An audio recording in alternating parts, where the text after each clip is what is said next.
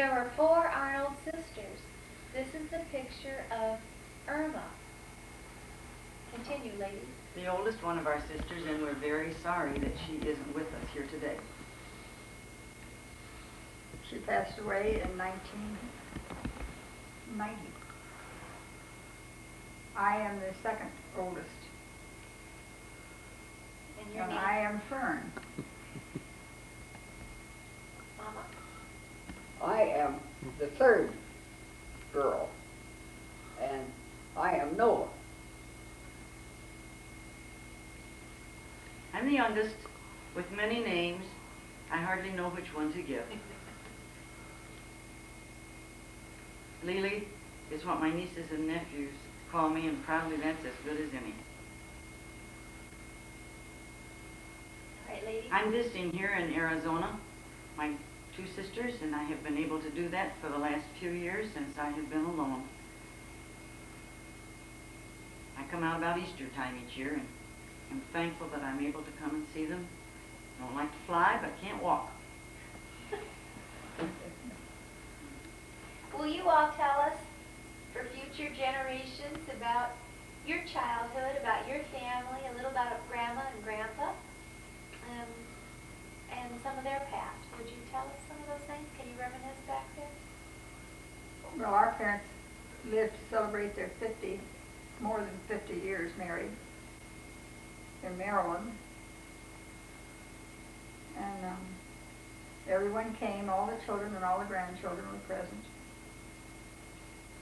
And at that time, the youngest ones were Tom Roos and John Auxier, who happen to be close to 40 now, so you know how long ago that was.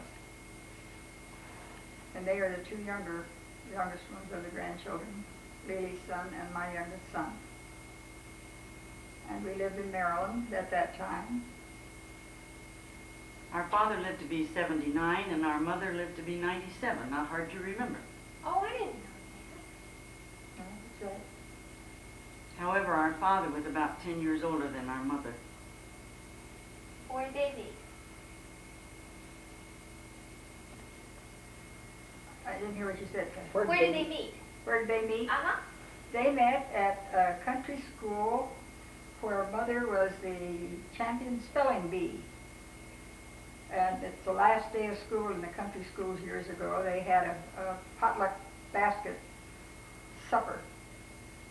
And everybody bought the box of whoever they thought they wanted to eat with. Box supper. And they call it a box supper, yes. And as I was told by Mother several times, she gave a poem there that evening, and she also won the spelling bee, and Dad bought her a box.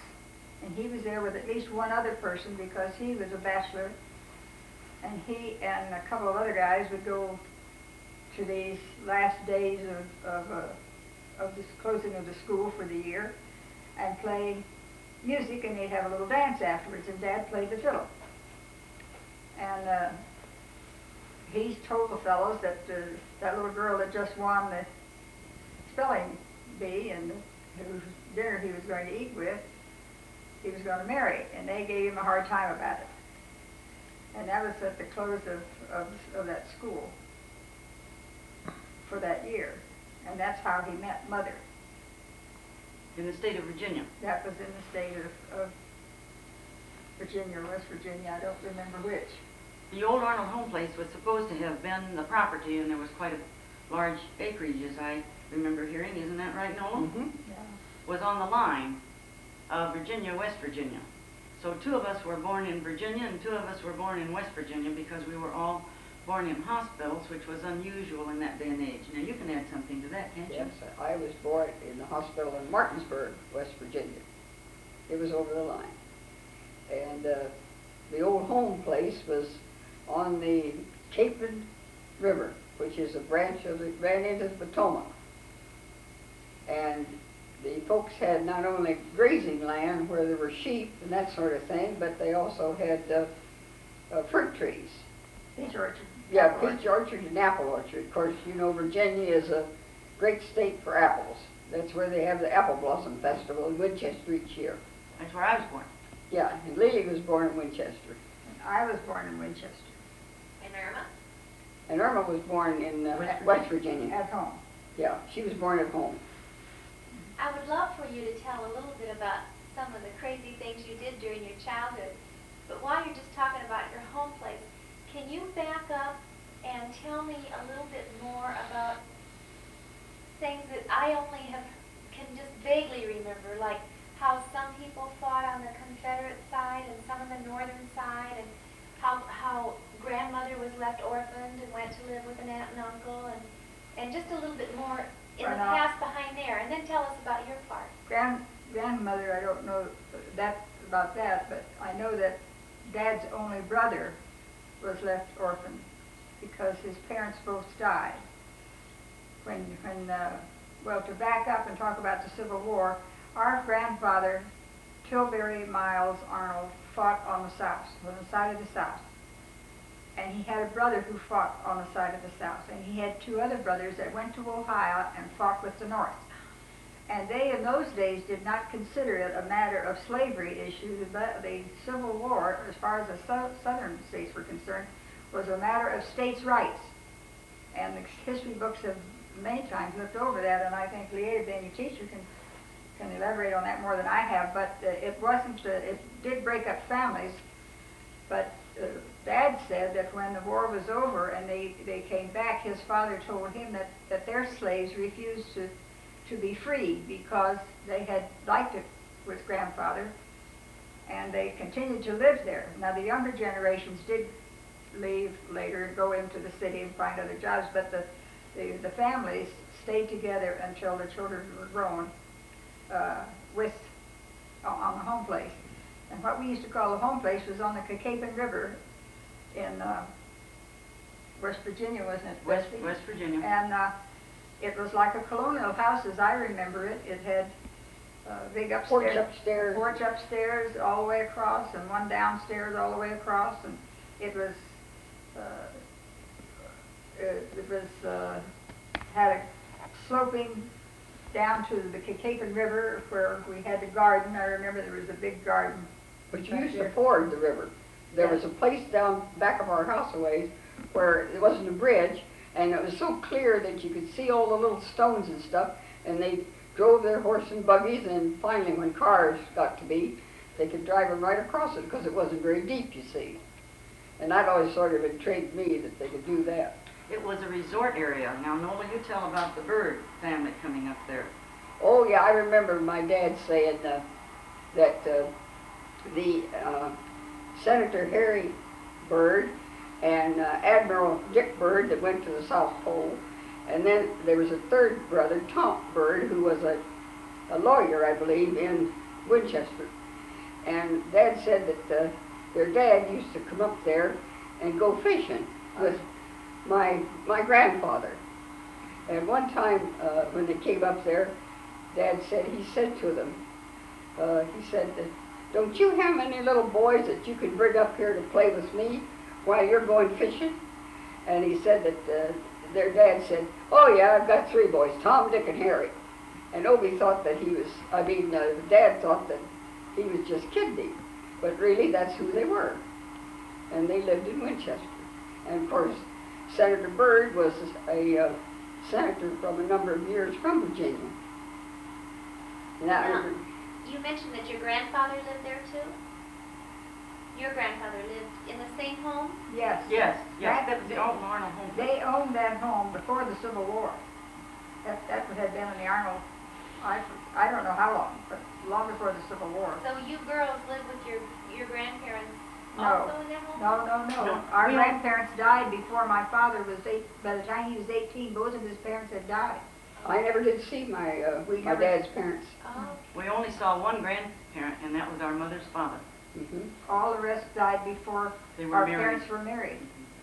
Grandmother Arnold, now that we're talking about the Arnold homestead, was a Lockhart, and she died when Dad was 18, and Dad had one brother living who was 10 years younger than he, Uncle Carson, Thomas Carson, and he was 10 and Dad was 18. The father, who was a Civil War veteran, who was who was Tilbury Miles Arnold, was our grandfather, died 2 years earlier. So Dad was just 16 when his father died, 18 when his mother died. And he took his youngest brother, because the only brother they had, because they had 3 other children, all who had died in infancy. So the only 2 that lived to be mature were my dad and Uncle Carson, who was 10 years his junior. And he went, when his mother died, he took Uncle Carson, what they used to say, up the river, to live with Aunt Nanny Funk, which was my grandmother's youngest sister. And Dad went back and lived on the farm by himself and took care of the crops and took care of the debts and things like that, because they had a pretty good sized place, but the father had died and then the mother died. So Dad lived there 10 years before he met our mother and married her and took her to this home. That was, he was probably in his 20s then, because the mother was 18 when she was married, and he was about 10 years older. Yeah, So 28. See, he was close to that time. I want to tell one little thing about the relationship that they had with the Cather family, because I've heard my mother tell that so many times, because nowadays some of our grandchildren are, Willa Cather's books are being revived, and it's part of their reading program, and the Cather home place and the Arnold home place were near each other. The Cather home place was on the road to Winchester. So Mother says she can remember passing it many, many times, and our paternal grandmother was engaged to marry Willa Cather's uncle. And she stepped out on him, as they said in those days, and she would have none of it. And so she said she broke the engagement and looked for someone who wouldn't, and married a Civil War veteran about 15 years older than she was. No, so he stepped out on her. Yes, that's right. George Cather stepped out on the Yes, grandmother. that's right. I thought that was clear. No, you said No, I thought it was, she was running around. No, no, that's what she said. I just knew That's she, cute. she knew that. So she No. didn't want any of that. That's, So it was a good story to tell, and it was a true story. And she was educated out of In Baltimore. the Baltimore, or my grandmother Arnold. And a very good horsewoman. Yes, and a very Good she was musician. Scottish. Well, our mother could ride a horse pretty well, and back in those days, the women didn't ride a horse like we think of people riding it nowadays. They rode a side saddle, and they called the outfit they had a habit. That's what they called the outfit. And I remember that the mother used to take things into Winchester. They used to make butter out there, and they had prints, you know, and they're little wooden boxes like that has a design on it. And you'd make those prints, and Mama would ride side saddle, and there were people in Winchester that would look forward to having that butter, you know. So Mother'd ride it into Winchester and sell it in there. And I always thought that was something, you know. And I think we should say that Irma, we think our parents deserve a lot of credit, because they were always interested in higher education. Definitely. And the schools, public schools in the rural area in Virginia at that time were not very good. And Dad used to ride horseback around, so Mother told us all this. I was only 2 when we left Virginia. Try to get more people to help in regard to the school situation. And when it came time for Irma to go to high school, the mother went in and stayed, and Irma went to a private school in Winchester. And they had, being 4 girls, they knew they could not afford to continue private school for all of us. So then's when they started thinking about leaving Virginia. Now, if you And wanna- the name of that school was Fort Loudon Seminary. Seminary. And what I always thought was unique about it was the fact that you've seen pictures like down at Williamsburg and all, where they have statues with soldiers on a horse and all, and a cannon, perhaps, you know, like they had back in that day where they rolled the cannon out.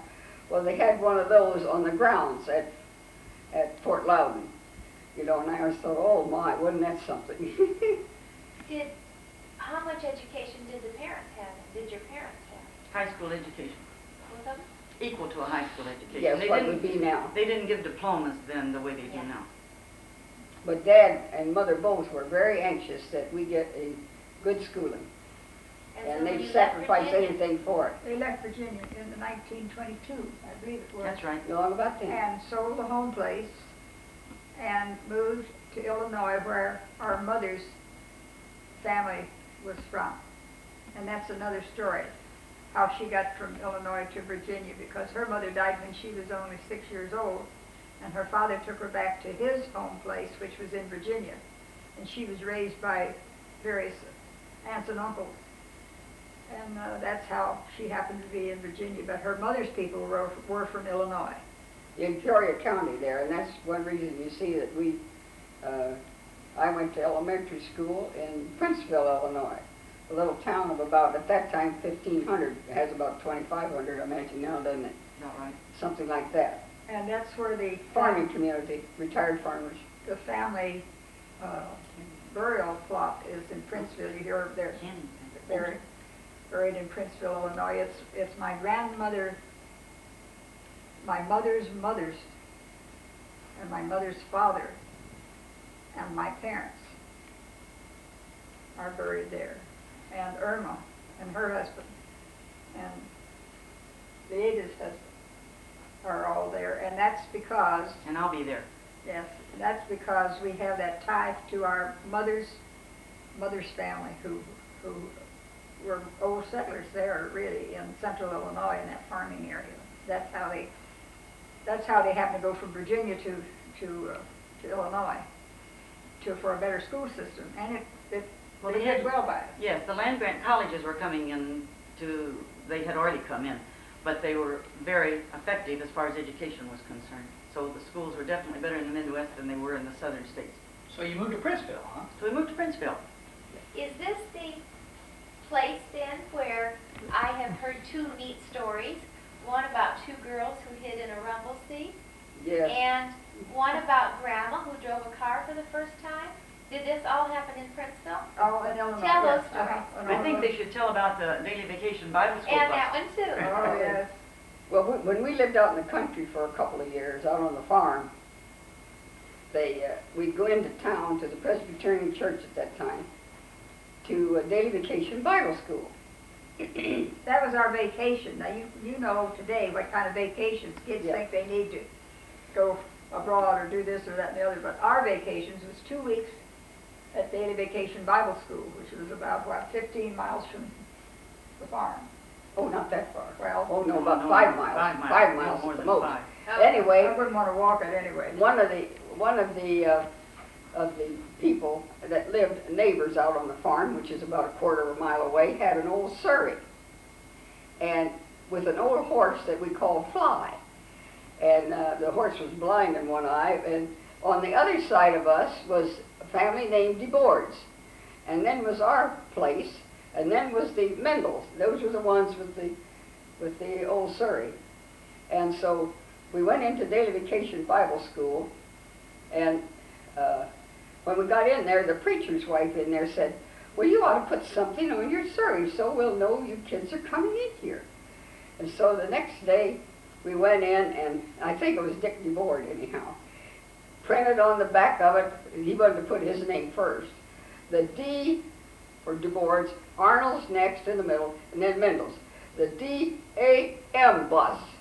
Well, as we drove into town, everybody was laughing and going on, and we wondered why we had that on. So we changed it the next day and put the Mendels, the Arnolds, and DeBoards, and it was just as bad. Now, I wasn't a part of this, you understand. I was too young. She was too little. But we did have an awful good time with that. And on the way into town, there was a farmhouse there where there was a maiden lady that lived with her parents. And she used to bake bread, and they had bees.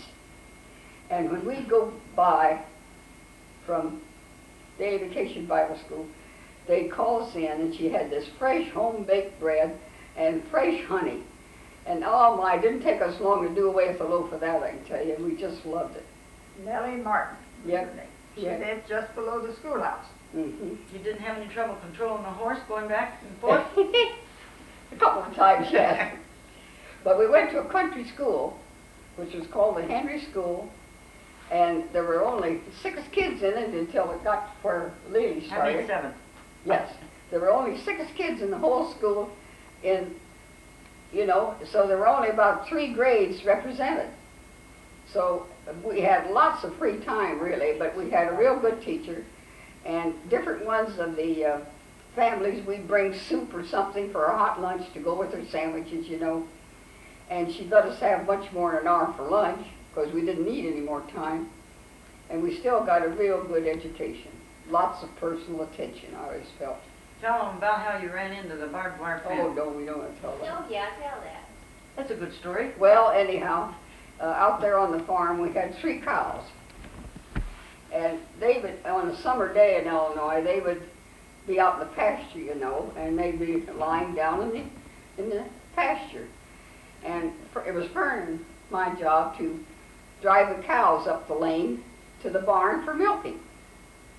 And we went out there this one day, and it was right in July, and at that time of the year, the green corn stalks were just about knee-high or so.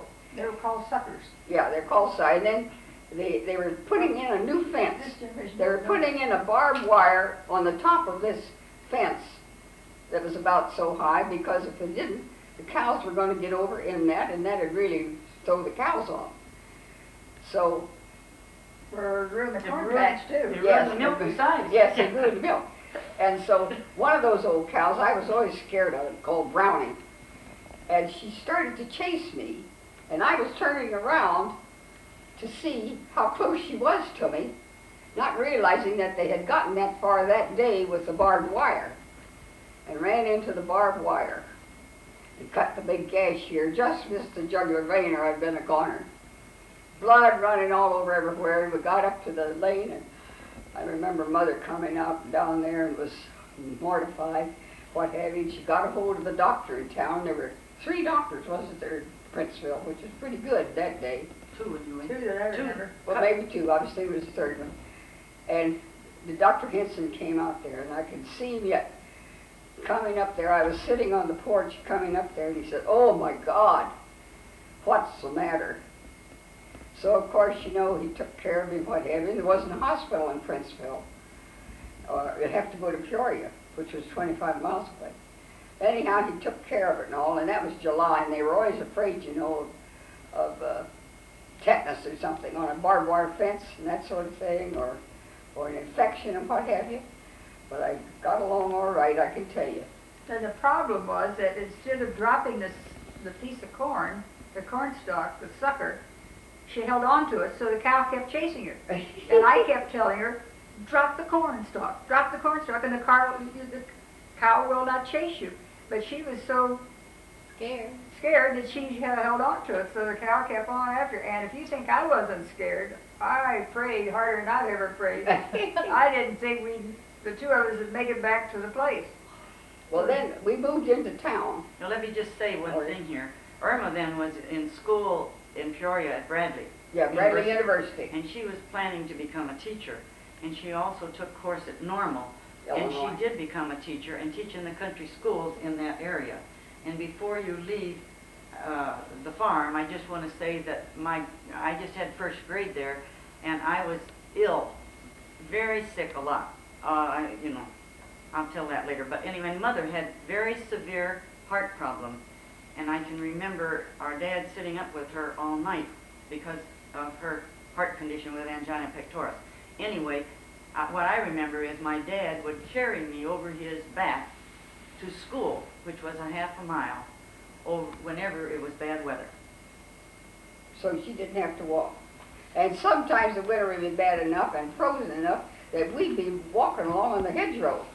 Were And you we not, saw- Lily, born very sick, and the doctor, that's how you got the name Love? Isn't That's that? how I got the name Love. When I was born in Winchester, Virginia, I was the first baby in the state of Virginia born by cesarean, where the mother and the baby both lived. And it was really quite something, you know.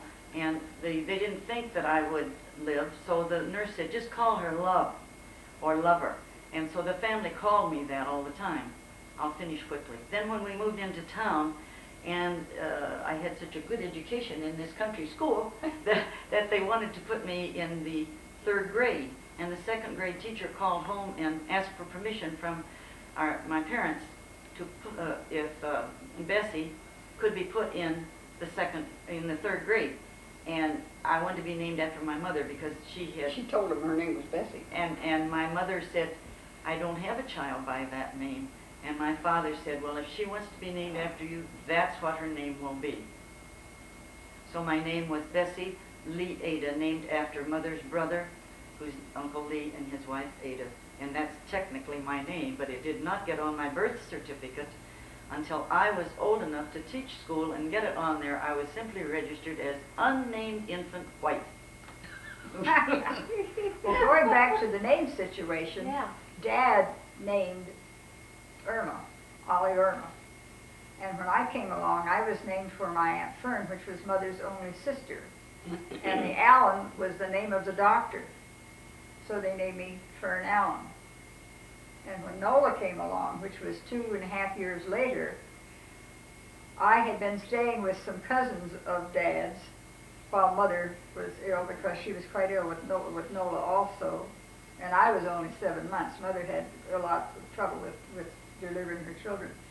And I had stayed with these cousins of my father there in the general Virginia area, and become very attached to them. So when this new baby came home, I decided that her name would be Noedi, which was what I called Nola Elvey, which was named after these two women who had cared for me. And Mother said that really they didn't have much choice, because the baby responded to this other little sister, 2.5 years older, quicker than she did to the parents, and I called her Noedi, which was Nola Elvey. And that's how she And got she her doesn't name. like again. that name. She doesn't like that name. And she doesn't, but I think it's... No, and I don't like you saying it, really. I never have. But we better move on, or we're But everybody called you Billy later on. Yes, they did. Everybody Because called I her was a Billy. tomboy in the family. Oh, That's okay. right. She was Yeah. Dad's helper. Tell quickly then about Grandma when there was an emergency and how she drove that car the one time. Oh, well, I can't remember what the emergency... Oh, I know what it Emergency was. was Irma. Yes, that's right. She was teaching school out at Manica. Yep. And she didn't have a way home.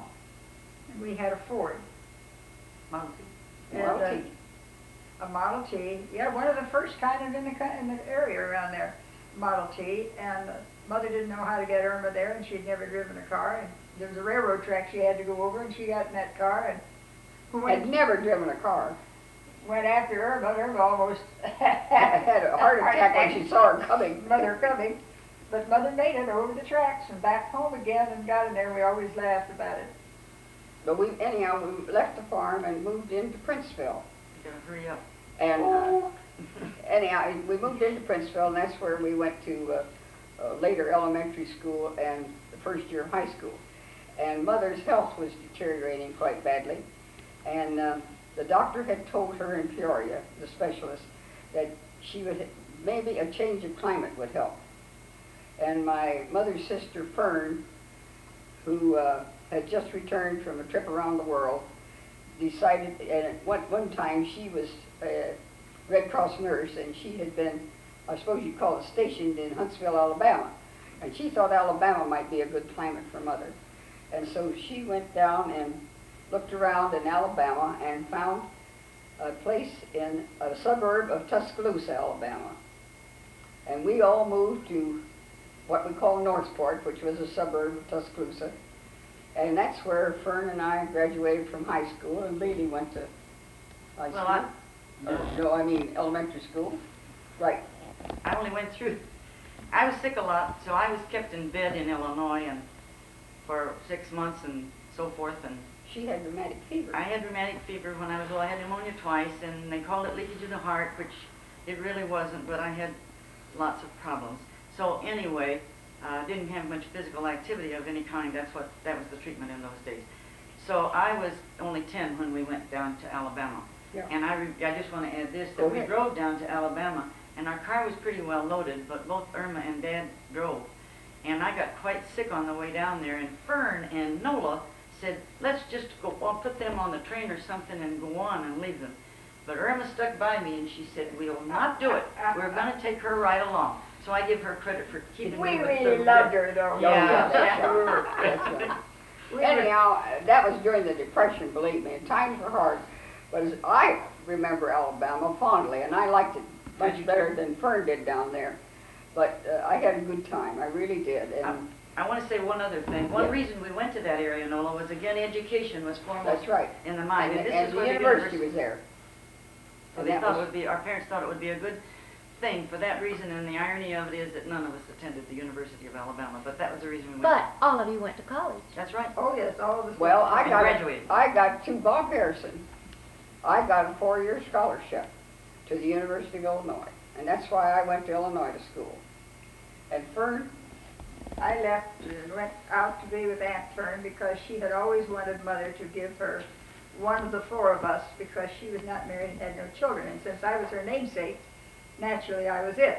Lone Ute, not And, you. Well, let me stay there, and I wasn't smart enough to get a 4-year scholarship, so Oh, come on. I traveled to California, and that's where I went to school in San Jose for 2 years, and then She said she would Back. educate you, didn't she, Fern?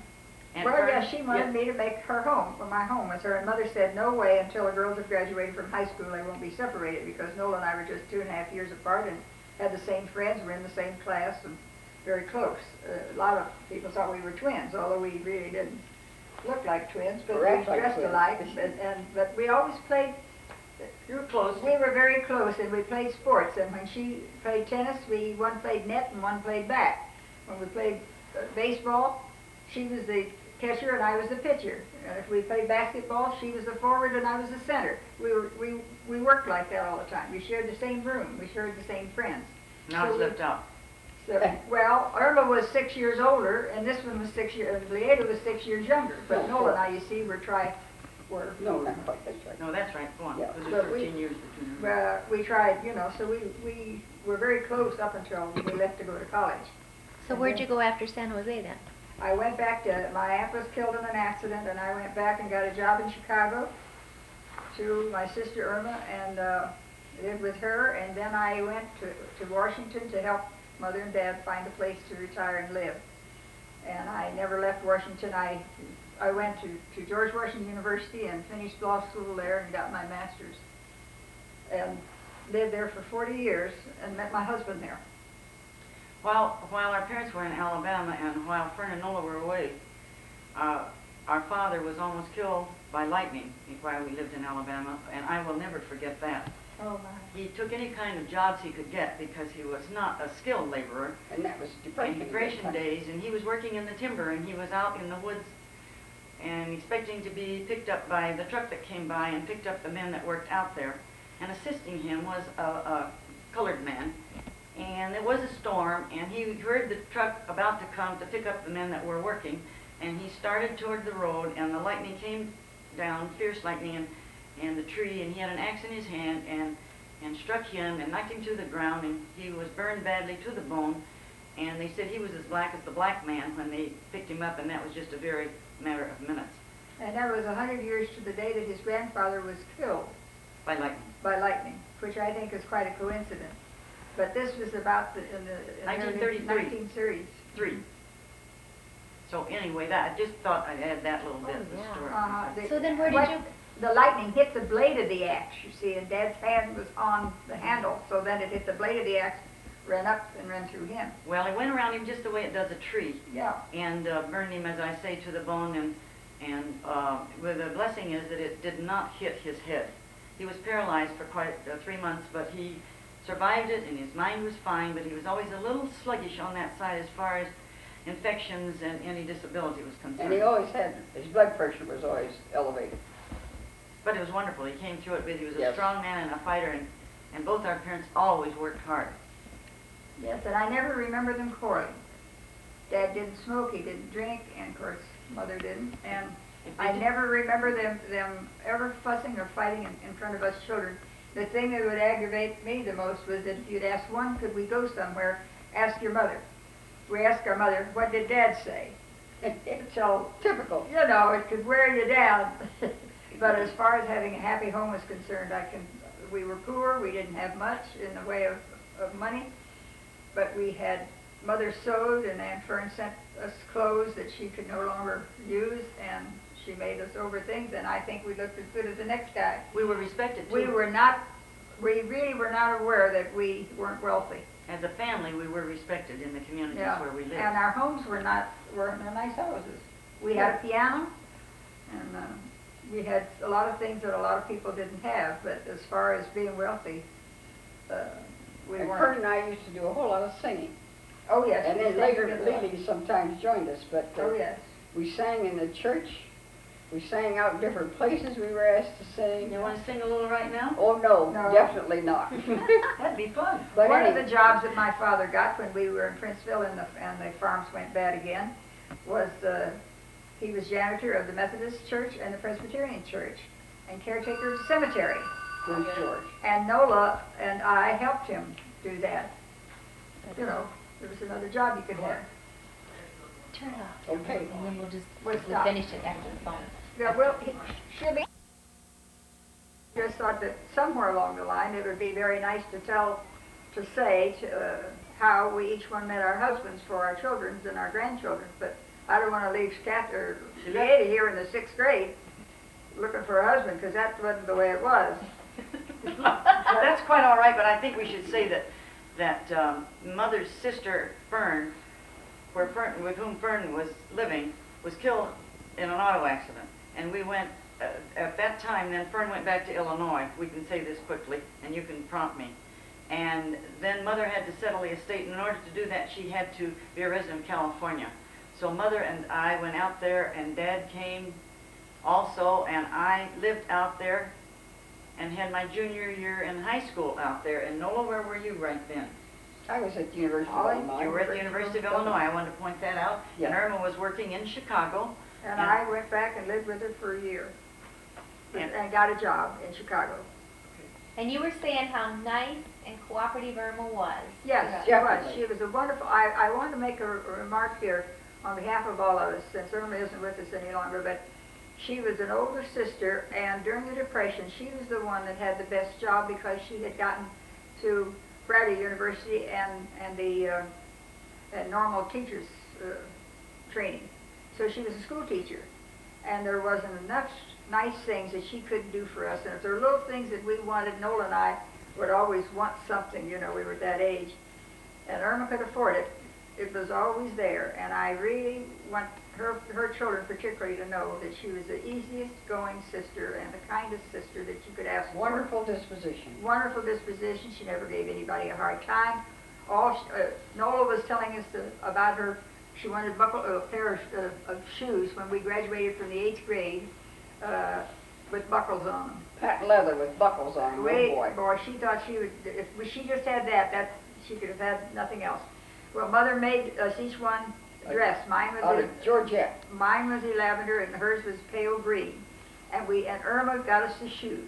But the thing I remember about Irma getting was that she got the prettiest lamp with little pink rosebuds around it and pink crepe all around it. Floor lamp. A floor lamp to sit by the piano, because Leada by that time was using a piano some and playing. She plays some on the piano. And any little thing like that Irma could do, You were a lesson in the life. she would do. Well, you had natural talent after all. Nola and I sang. Leada played the piano. She sings too. So here this sister was so Here's good this- to you guys, and you guys were kind of little devils to her at times. Is that not correct? Well, that was earlier, before we realized what a valuable sister we had. And they were that way to me, and she always took up for me.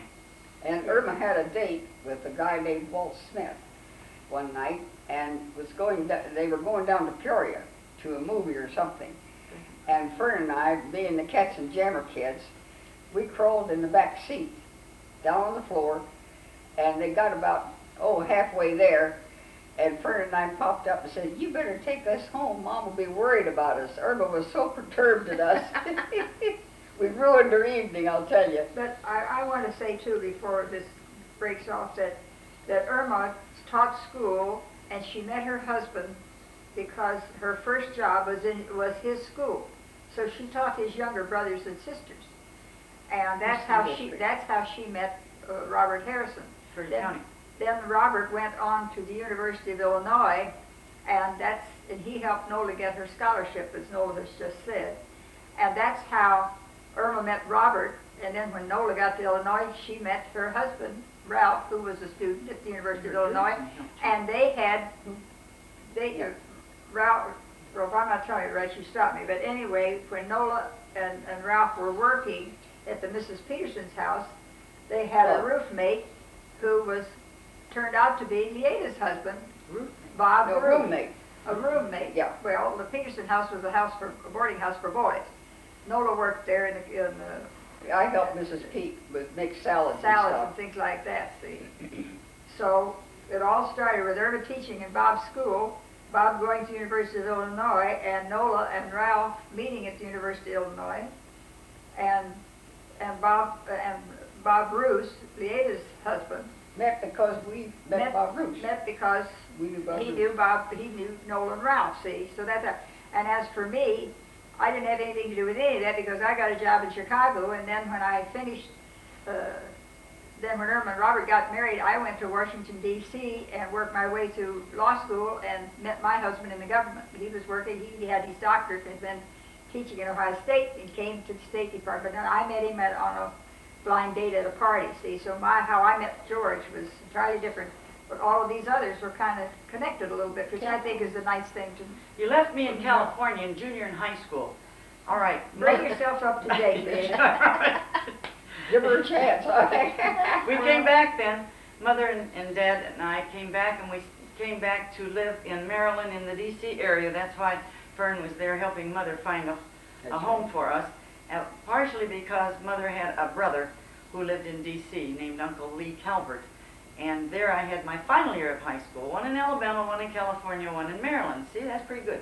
And then went to the University of Maryland and attended there and worked in the summertime.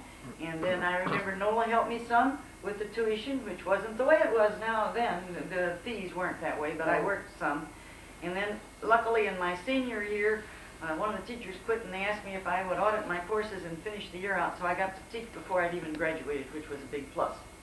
And she had a year, you got 2 degrees? Well, I have a degree in the College of Education and the College of Liberal Arts and Science. And I took library science work, and that's what I'm more interested in now. That's enough. And in the meantime, while she was doing this, Nola That's Nola. and Ralph are falling in love and getting married. Nola and Ralph got married. Go on, Nola. Yeah, You know that, don't you? yeah, I do. You remember about the ice cream truck? You got to tell you. Well, Ralph and I were engaged, and I finished school before he did, and went back for some grad work at the university. And then he wanted to be close to me, and so he came out to Washington and got a job driving a Jack and Jill ice cream truck. And he had a certain district, and he wasn't supposed to go out of that district by rights, but he'd sneak over to Tacoma Park from Hyattsville, Maryland. And one time, he came over there, and he didn't want to get caught because he only stayed an hour or two. But anyhow, it was storming. I think that was the reason for it. It started to storm, and he wanted to get the ice cream truck out of the way. And so our house had a sloping driveway into the garage. It was on a hill under the house, and he went to drive the thing up into that place, and the sign on the top of it, crunch, crunch. And he was scared to death and worried sick. But he didn't get reprimanded too badly for it, thank heavens. So that was it. And then he went on and finished school and what have you, and I went to work. I told a little lie, Nola. I told him I did it on under a tree trunk. Oh, did you? Oh, I've forgotten that. Oh, anyhow, we finally ended up getting together and got married in Washington, D.C. in 1940, And had their 50th wedding anniversary a couple of years a ago. couple of years ago. Mm-hmm. 2 children, Pat Pat and and Tom. Right. And I was married in Washington, D.C. also in Walter Reed Chapel in 1945, but only had 37 years. But glad for those. You And bet. I was married in Hyattsville, Maryland in 1941, and I had 34 years before my husband died. 3 children. And 3 children, George Calvert, Catherine Fern, and John Weir. 5 grandchildren. I didn't say I had 2 boys, Bill and Tom. Nope. She's got And Tom's the one I can count on, and I'm very appreciative and thankful with 4 kids there I enjoy the family. They live near me now. Yeah, 4 grandchildren she had. And her Tom and my John are the same age, in a matter of just 6 weeks. Now we said it all, haven't we? What have we forgotten, Nola? Irma has 2 children, neither of whom are married. So she has no grandchildren.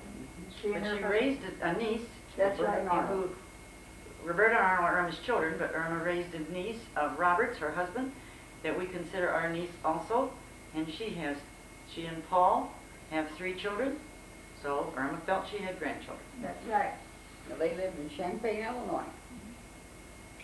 And continuing one moment with the theme of education, if you drop down to all of your children, they too have all gone to school and They've been all got educated. college degrees or the equivalent of, and most of them have masters or doctors. And except for me. Do I have a master's, don't I? Sure. Anyway, You have a you master's. have can't a even master's. You have a remember. master's It's been plus so a long. lot more. And then the grandchildren too That's that are right. around are starting the schooling That's and right. moving on also. Education meant a lot Seems to to our be very family in the important. young days, to our parents, to us, They were to our religious. children, and now to our grandchildren. They also were very religious people Yes. and indoctrinated that into all of us, I feel. And I can just say we were all Protestants. Some Presbyterians, some Methodists, some Different evangelicals, different Baptists, you name it. And it all started with Mother and Dad, who went to Christian Church on Timber Ridge in West Virginia and started us off on the right track. So I think we owe our parents a lot, and I know the other girls think so too. And we told them, we're that's the very- important thing. Yeah, we're a very close family, really. As I look around at children today, I can see. And all 3 girls have very nice voices and always sang very well together. I don't know if they sing now or not.